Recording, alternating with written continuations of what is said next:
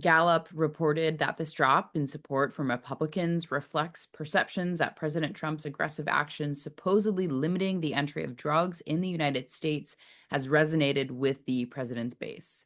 Even though, as Gallup noted, quote, that the impact of these actions on drug imports, sales, and addiction in the US is unclear so far, unquote. Perhaps if those 1,000 people who were polled watched Amy Carter's story coming up next, they would change their anti legalization feelings. In her Michigan report this week, Amy has a story about a family whose child was stricken with cancer and then, as a last resort, used cannabis to combat that disease. Amy's Michigan report is sponsored by Wally's Wonder World, a website featuring handmade customizable humidors. I'm Amy Carter from the Michigan Wheatsters with this week's Michigan Report for Cannabis Coast to Coast News. We often talk about the healing power of cannabis, and I know its impact personally. For my son Jaden, it helps control his outbursts and anxiety following his autism diagnosis, allowing him to thrive and move toward a high school graduation. It's success stories like Jaden's that makes me so proud to share another powerful Michigan's family story, now captured in a new documentary. Meet the family who faced every parent's worst nightmare. Their young daughter, Gray, was battling childhood cancer. After finding out she was allergic to chemotherapy, they were forced into a desperate situation and a decision that changed everything. Walked in with a computer on wheels. And at that time, my daughter was starting to kind of come around. I was on one side of her. My husband was on the other. And she was just sitting there with her passy in her mouth, looking around. And they proceeded to show us an image of a very brightly lit, large brain tumor. Baseball-sized tumor in the center of her brain. So we saw the image. It was terrifying. We knew immediately what it was.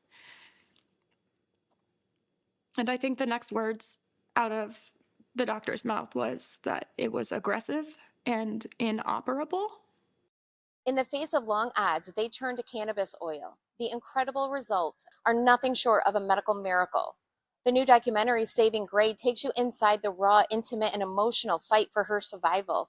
It's a powerful, unvarnished look at the faith and conflict this family endured just to bring this life-saving truth to light.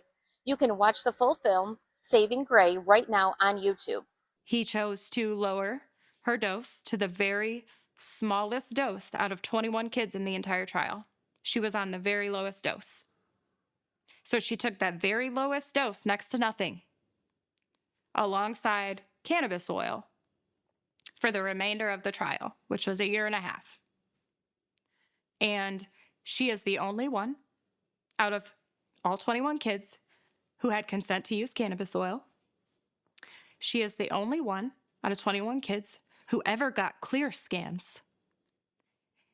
And to this day, she's the only one out of all 21 kids who hasn't relapsed and who doesn't have cancer anymore. All other 20 kids, when they came off of the trial, their tumor growth resumed.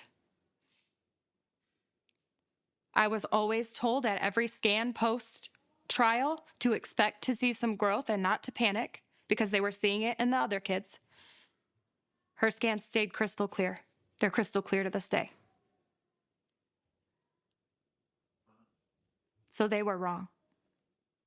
That's another story about how cannabis can change a child's world. So when prohibitionists bring up the question, what about the kids, we can say with confidence that there are parents like Grace and like me who can confirm it saved their child's life. And we are thankful for that.